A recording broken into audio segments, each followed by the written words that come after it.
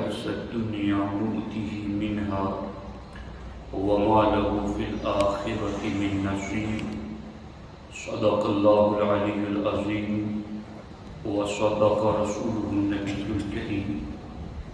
انتہائی احترام و عقیدت کے ساتھ حضور سید المرسلین خاتم الانبیاء شفیع المذنبین رحمت للعالمین خاتم المعصومین راحت العاشقین صلی اللہ تعالی علیہ وآلہ واصحابہ وبارک وسلم کی بارگاہ میں اپنی غلامی کا ثبوت دیں، اور جس طریقے سے میں پڑھا ہوں میرے ساتھ مل کر حضور دل کے ساتھ نذرانِ محبت پیش کریں۔ الصلاۃ والسلام علیک یا رسول اللہ، الصلاۃ والسلام علیک یا حبیب اللہ، الصلاۃ والسلام علیک یا نبی اللہ، وعلی آلک واصحابک یا نور اللہ، صلی اللہ تعالی علیہ وسلم۔ دوستان محترم، اللہ جل مجدہ الکریم نے 25ویں پارے میں ارشاد فرمایا، من کان یرید حرث الآخرۃ نزد لہ فی حرثہ، جو آخرت کی کھیتی چاہے ہم اس کے لیے اس کی کھیتی بڑھائیں گے۔ ومن کان یرید حرث الدنیا نؤتہ منہا، اور جو دنیا کی کھیتی چاہے ہم اسے اس میں کچھ دیں گے۔ وما لہ فی الآخرۃ من نصیب، لیکن آخرت میں اس کا کوئی حصہ نہیں۔ دوستان محترم، قرآن مجید کی اس آیت طیبہ میں اللہ پاک نے اپنے بندوں کے سامنے دو کھیتیوں کا ذکر فرمایا۔ چونکہ کھیتی وہ ہوتی ہے جس سے بندے کو نفع کی امید ہوتی ہے، اور آدمی اس سے اپنے لیے خیر کی امید وابستہ رکھتا ہے کہ اس کھیتی سے میرا بھلا ہوگا۔ اللہ تبارک و تعالی نے دنیا اور آخرت کی دو کھیتیوں کا ذکر فرمایا، پھر ارشاد فرمایا کہ جو آخرت کی کھیتی کا ارادہ رکھتا ہے کہ آخرت میں فائدہ اٹھائے، نزد لہ فی حرثہ، تو ہم اس کی کھیتی کو بڑھاتے ہیں۔ کہ جو آخرت کا ارادہ رکھتا ہے، ایسا نہیں ہے کہ ہم اس کے ارادے کو قبول نہ کریں، اس کی نیت کو قبول نہ کریں اور اس کے لیے نفع بخش نہ ہو، نہیں۔ نزد لہ فی حرثہ، اگر تم نے آخرت کی کھیتی کا ارادہ کیا کہ ہم کام کریں اور فائدہ آخرت میں ملے، اللہ تعالیٰ فرماتا ہم اس کی کھیتی میں اس کے لیے برکتیں ڈال دیتے ہیں۔ اور جو دنیا کی کھیتی کا ارادہ کرتا ہے کہ بس دنیا ہی میں فائدہ، آخرت کی اس کو کوئی طلب نہیں، تو پھر نؤتہ منہا، ہم اس کو دنیا دے دیتے ہیں۔ ایسا نہیں ہے کہ آخرت نہیں مانگے گا، دنیا مانگے گا تو ہم دنیا روک لیں گے، نہیں۔ نؤتہ منہا، اللہ کی قدرت کا اصول یہ ہے کہ دنیا کی کھیتی طلب کرنے والا ہم اس کو بھی کچھ دے دیں گے، لیکن آگے انجام کیا ہوگا؟ وما لہ فی الآخرۃ من نصیب، آخرت میں اس کا کچھ حصہ نہیں ہے۔ تو اب اس سلسلے میں ہم میں سے ہر شخص کو غور کرنا چاہیے۔ حضرت سیدنا عبداللہ ابن عباس رضی اللہ تعالی عنہما اس آیت کی تفسیر میں فرماتے ہیں کہ جو بندہ دنیا کو آخرت پر ترجیح دے، یعنی دنیاوی مستقبل اور دنیاوی فیوچر کی تو فکر کریں، مگر آخرت میں کامیابی کی فکر نہ کریں، اس کے لیے آخرت میں کوئی حصہ نہیں۔ اس کی فکروں کا کچھ نتیجہ نہ نکلے گا، اسے دنیا میں صرف وہی کچھ دیا جائے گا جو پہلے سے لکھا جا چکا ہے۔ تو آپ دیکھ رہے ہیں یہاں پر کہ لوگوں کی پوزیشن دنیاوی مستقبل کے اعتبار سے تو سب کچھ ہے کہ ہمارا یہ بھلا ہو، ہمارا یہ ہو، ہمارا وہ ہو، لیکن آخرت کے اعتبار سے لوگوں میں وہ فکر نہیں پائی جاتی۔ حضرت عبداللہ ابن مسعود رضی اللہ تعالیٰ عنہ سے روایت ہے، ہمارے آقا علیہ السلام نے کتنی پیاری بات ارشاد فرمائی، فرمایا جس نے اپنی تمام فکروں کو صرف ایک فکر یعنی فکر آخرت بنا لیا تو اللہ تبارک و تعالیٰ اسے اس کی دنیا کی فکر کے لیے کافی ہے۔ یعنی جس نے اپنی تمام فکروں کو فکر آخرت پر ڈال دیا تو اب دنیا کی فکروں کا کیا ہوگا؟ ہمارے نبی فرماتے دنیا کی ہر فکر کے لیے خدا اس کے لیے کافی ہے، اور جس کی فکریں دنیا کے احوال میں مشغول رہی کہ صرف اور صرف دنیا، تو آگے عالم یہ ہوگا کہ اللہ تبارک و تعالیٰ کو اس کی پرواہ نہیں ہوگی کہ وہ کس وادی میں ہلاک ہوتا ہے۔ غور کرنے کا مقام ہے کہ ہم نے کھانا کہاں سے ہے، پہننا کیا ہے، صبح تو کھا لیا، شام کا کہاں سے آئے گا، مستقبل فیوچر کیسا ہوگا، بڑھاپا کیسے گزرے گا، بچوں کا مستقبل کیسا ہوگا، ایک کاروبار تو چل پڑا ہے اب دوسرا کیسے چلے گا، ایک جگہ سے اچھی آمدنی ہو رہی ہے تو آمدنی کے دوسرے ذرائع کیسے کھولے جائیں، کار کوٹھی بنگلہ کیسے ملے گا، کاش میں راتوں رات امیر ہو جاؤں وغیرہ وغیرہ، ہزار قسم کی فکریں ہم دل میں پال کر رکھتے ہیں۔ انہی فکروں میں صبح ہوتی ہیں اور انہی فکروں میں رات ہو جاتی ہے اور یوں ہی زندگی تمام ہونے لگتی ہے۔ ہمارے آقا علیہ الصلوۃ والسلام فرما رہے ہیں کہ جو بندہ ایسی فکریں چھوڑ دے، صرف ایک فکر آخرت اپنا لے کہ میں نے قبر میں، حشر میں، پل صراط پر کامیابی حاصل کرنی ہے، جنت میں جانا ہے، اللہ کو راضی کرنا ہے، تو کیسے کر پاؤں گا؟ یہ ایک فکر اگر مومن اپنا لے تو اللہ تبارک و تعالیٰ اس کی ساری فکروں کے لیے کافی ہو جاتا ہے۔ یعنی یہ جو فکر اوپر ذکر کی گئی کہ بچوں کا کیا ہوگا، کاروبار کا کیا ہوگا، ایک شروع کیا ہے دوسرا کیسے شروع کروں، آمدنی کا ایک ذریعہ یہ ہے تو دوسرے ذریعے کیسے اپناؤں، یہ جو ساری فکریں ہیں اگر مومن ایک فکر آخرت میں لگ جاتا ہے تو ہمارے آقا فرماتے اللہ اس کی ان ساری فکروں کے لیے کافی ہو جاتا ہے۔ یعنی ان ساری فکروں سے اللہ اس کو بے نیاز کرتا ہے۔ اور اللہ کے ایسے بندے زمین پر ہیں جو ہمیشہ آخرت کی فکر رکھتے ہیں، دنیا میں بھی دین کی فکر رکھتے ہیں، دین کی ترقی کیسے ہو، دین کا علم کیسے پھیلے، قوم گناہوں سے کیسے بچے، نیکیوں کی طرف کیسے آئیں، لوگوں کو بدعقیدگی بدعملی سے کیسے بچائیں۔ جب وہ اس فکر میں لگے رہتے ہیں تو خدا کی قسم اللہ تبارک و تعالی بالیقین ایسے بندے اپنے سر کی آنکھوں سے کھلے طور پر اس بات کو دیکھتے ہیں کہ اللہ ان کی دنیا کی ہر فکر کے لیے کافی ہو جاتا ہے۔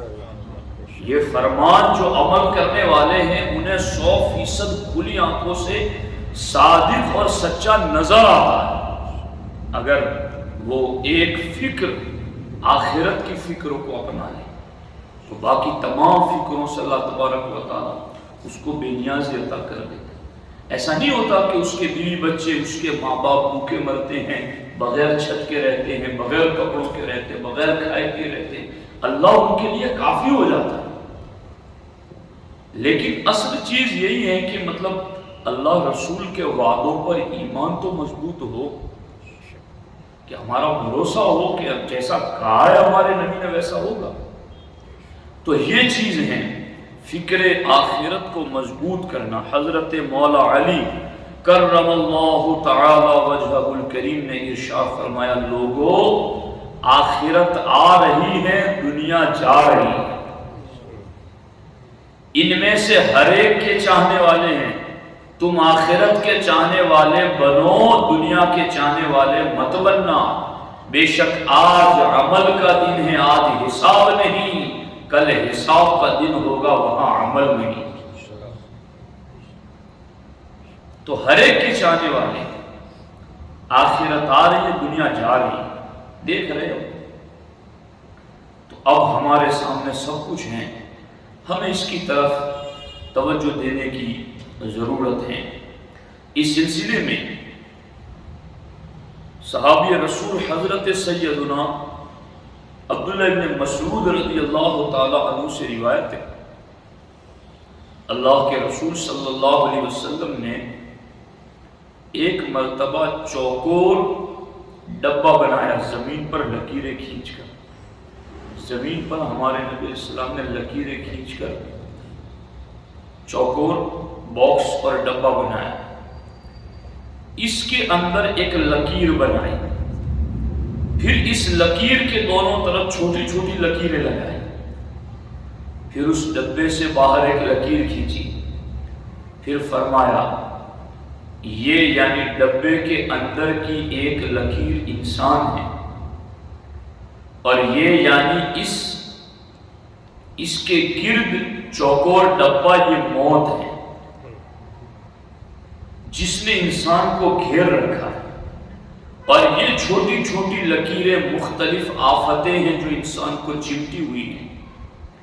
انسان ایک سے بچ جاتا ہے تو دوسری اسے ڈس لیتی ہیں، اور وہ ڈبے سے باہر والی لکیریں انسان کی امید ہیں کہ اس تک وہ پہنچنا چاہتا ہے، مگر موت پہلے کھڑی ہوئی ہے۔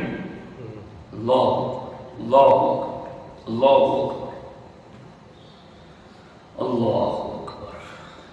اللہ تبارک و تعالی ہمیں اس کو سمجھنے کی توفیق دے۔ ہمارے نبی ہمارا کتنا بھلا چاہنے والا، عزیز علیہ ما عنتم، تم مشقت میں پڑ جاؤ انہیں گوارا نہیں، حریص علیکم بالمؤمنین رؤوف الرحیم، مومنوں کے لیے رؤوف و رحیم ہے۔ وہ نبی نشان لگا لگا کر کے بتا رہے، چوکور ڈبہ، بیچ میں لکیر، اور اس لکیر کے سائٹ میں چھوٹی چھوٹی لکیریں، پھر ڈبے کے باہر لکیر۔ یہ جو اندر والی لکیر اللہ کے رسول علیہ السلام نے کھینچی ہے، سرکار نے فرمایا وہ انسان ہے، اور اس کے اگل بغل ڈبے کے اندر ہی چھوٹی چھوٹی لکیریں ہیں، وہ آفتیں مصیبتیں ایک جاتی دوسری آ جاتی، اور اس ڈبے کے باہر لکیریں ہیں، وہ دنیا کی لمبی لمبی امیدیں، ابھی میں نے یہ بھی کرنا ہے، ابھی میں نے یہ بھی کرنا ہے، ابھی میں نے یہ بھی کرنا ہے۔ سرکار فرماتے اس سے پہلے تو موت کھڑی ہے، تو جائے گا کہاں وہاں؟ تو جتنی لمبی امیدیں اپنے دائرے سے باہر کی رکھی، اپنے دائرے کے اندر کی رکھی، اور اپنی آخرت کی فکر کرو۔ تو یہ واقعی میں دل کو بیدار کرنے والی بات ہے، اور ہمارے دلوں کو متوجہ کرنے والی بات ہے۔ اللہ اکبر اللہ اکبر اللہ اکبر۔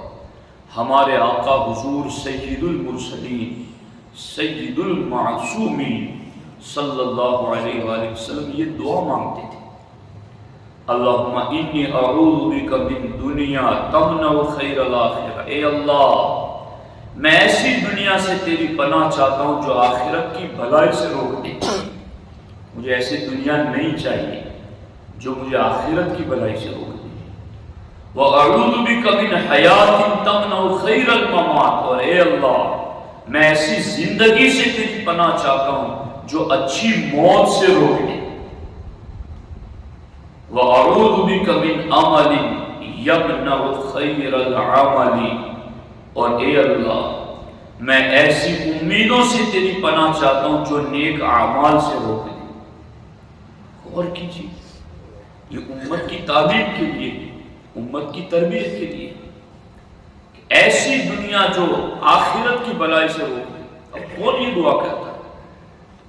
دنیا ہو چاہے کیسی بھی ہو، آخرت کا بھلا برا ہو اس سے لوگوں کو فکر نہیں ہے، بس دنیا آنی چاہیے. تو وہ دنیا طلب کی جائے جس میں آخرت کا بھلا ہو، اور اس دنیا سے اللہ کی پناہ طلب کی جائے جو آخرت کی بھلائی سے ہمیں روکنے والی.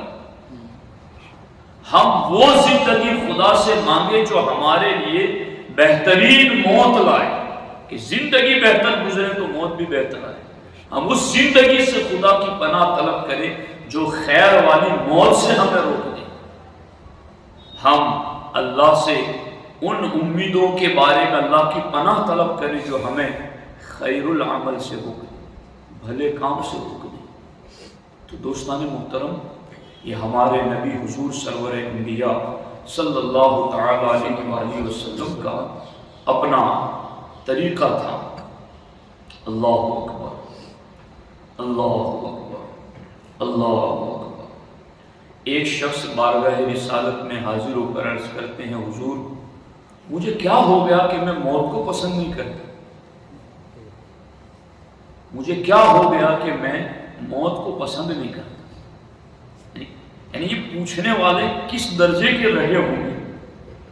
حضور کو کہتے حضور مجھے موت پسند کیوں نہیں ہے، مجھے کیا ہو گیا؟ موت پسند نہ ہونے پر وہ بے چینی محسوس کرتے. اللہ اکبر. کیونکہ ہمارے نبی نے فرمایا الموت تحفۃ المومن، موت مومن کے لیے تحفہ ہے. یہ تحفہ ملے گا تو وہ رب کے جلوے دیکھے گا، یہ تحفہ ملے گا تو وہ اپنے نبی کا دیدار کرے گا، ابو بکر و عمر عثمان و علی کی زیارت کرے گا. حضور مجھے کیا ہو گیا ہے کہ میں موت کو پسند نہیں کرتا؟ یعنی میرا دل دنیا کی طرف مائل ہے، میں اپنے دل میں آخرت کی طرف میلان نہیں پاتا. موت جو جنت تک پہنچنے کا راستہ ہے، مجھے یہ موت پسند نہیں. حضور مجھے کیا ہو گیا ہے؟ ہمارے آقا علیہ السلام نے فرمایا کیا تمہارے پاس مال ہے؟ دیکھیے یہ کیسے نسخے ہیں، ایک ایک ڈائری میں لکھنے کے، لکھ کر روز رات دن پڑھنے والی باتیں. حضور نے فرمایا کیا تمہارے پاس مال ہے؟ انہوں نے عرض کیا جی ہاں. فرمایا اپنا مال آگے بھیج دو، کیونکہ آدمی کا دل اپنے مال کے ساتھ ہوتا ہے. اگر یہ اپنے مال کو آگے بھیج دے تو پھر اس مال سے ملنے کے لیے اس کا جی چاہے گا، اور اگر مال پیچھے چھوڑ دے تو اس کے ساتھ پیچھے رہنا پسند کرے گا. تو اپنا مال صدقے کے ذریعہ، خیرات کے ذریعہ، راہ خدا میں خرچ کے ذریعہ آگے بھیجو. جس کا جہاں کچھ ہوتا ہے وہاں جانے کو جی چاہتا ہے. تمہارا اگر پہلے سے وہاں کچھ ہوگا تو جانے کو جی چاہے گا. تو دیکھ لیجئے کہ ہمارے آقا علیہ السلام کیسے، اور سرکار نے اس سے فرمایا تم ایک بار سبحان اللہ کہو، جنت میں تمہارے نام کا درخت لگ جائے. سبحان سبحان سبحان سبحان سبحان. کتنا آسان، کتنا آسان. جس کا جہاں باغ کے باغ لگے ہوں تو پھر اس کو وہاں جانے کا کیوں جی نہیں چاہے گا؟ بلکہ صالحین میں سے ہوگا تو آنکھ بند ہونے سے پہلے وہ ٹھکانہ اس کو دکھا دیا جاتا ہے. اللہ، یہ حدیث قدسی کا مفہوم ہے کہ میرا بندہ موت پسند نہیں کرتا اور میں اس کی ناپسندیدگی کو پسند نہیں کرتا. صالح نیک بندہ موت کو ناپسند کرتا ہے کہ بھئی اب دنیا سے جانا ہے، موت کتنے جھٹکے ہوں گے، کیا تکلیف، کس آزمائش سے گزرنا ہے، وہ موت کو ناپسند کرتا ہے.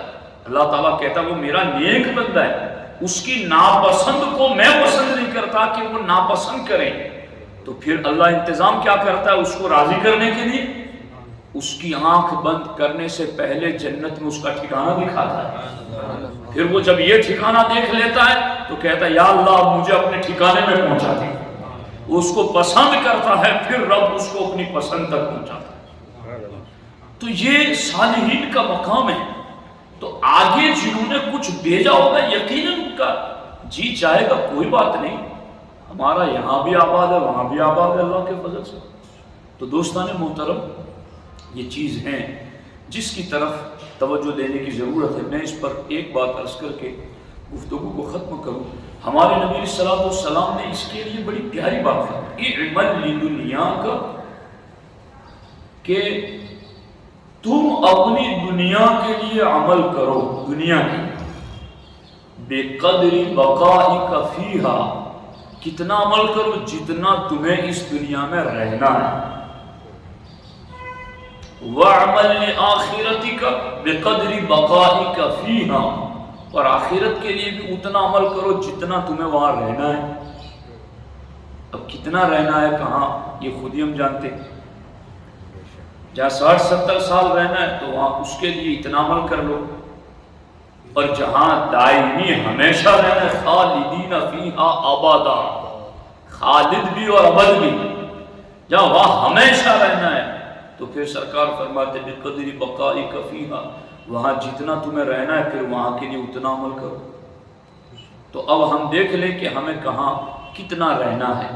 یقیناً دنیا کی زندگی آخرت کی زندگی کے مقابلے میں ایک گھڑی کے برابر حیثیت نہیں رکھتی. کا لمح البصر قرآن کہتا ہے پلک جھپکنا. دنیا کی زندگی آخرت کے مقابلے میں پلک جھپکنے کے برابر ہے. قیامت کے دن اٹھیں گے تو وہ یہی کہیں گے کہ ہم تو ابھی پلک جھپکنے سوئے اور اٹھ گئے. تو یہ اس کے لیے ہم کتنے جتن کرتے ہیں، کتنی کوششیں کرتے ہیں. تو اللہ کے رسول علیہ الصلوۃ والسلام اپنی امت سے فرماتے ہیں بس تمہیں جہاں جتنا رہنا ہے اس کے لیے اتنا عمل کرو. آخرت میں تمہیں اتنا رہنا ہے تو آخرت کے لیے عمل کر لو. پر در حقیقت ہمارے لیے تو بہت زیادہ آسانی ہے. اللہ اکبر. ہم اس دنیا میں بھی عمل کریں اپنی دنیا کے لیے، مگر دین سے پوچھ پوچھ کر کے کرے تو حقیقت میں وہ دنیا بھی دین بن جاتا ہے. وہ دنیا بھی دنیا نہیں رہتی. آدمی کھیتی باڑی کریں، دکانداری کریں، رزق حلال کی طلب میں نکلے، اپنے لیے، اپنی اولاد کے لیے، بیوی بچوں کے لیے، والدین کے لیے کوشش کرتا ہے، رزق حلال کے لیے نکلتا ہے. تو میں نے بارہ کو وہ حدیث سنائی کہ ہمارے آقا علیہ السلام نے فرمایا کہ عبادت کے 10 درجوں میں سے 9 درجوں کی عبادت صرف رزق حلال کی طلب میں ہے. عبادت کے 10 درجے کیے جائیں تو 9 درجے کی عبادت رزق حلال کی طلب والوں کو وہ عبادت کا نور اللہ عطا فرما دیتا ہے. چونکہ اسی پر آگے ساری عبادتوں کا دار و مدار ہے. حلال کھائے گا تو ذہن پاک بنے گا، فکر صاف ہوگی، دل پاک ہوگا. تو ہمارے لیے تو اس دنیا کو بھی سرکار کے صدقے میں اتنا آسان اور عبادت کے طور پر رکھا گیا ہے کہ ہم اس کو بھی اپنے لیے آخرت کا ذخیرہ بنا سکتے ہیں. تو دوستان محترم، بس یہ باتیں کرنے سے زیادہ، بولنے سے زیادہ عمل کرنے سے تعلق رکھتی ہیں. اللہ کریم کی بارگاہ میں دعا ہے اللہ جل مجدہ الکریم مجھے اور آپ کو آخرت کی فکر کی توفیق عطا فرمائے. السلام علیکم ورحمۃ اللہ وبرکاتہ.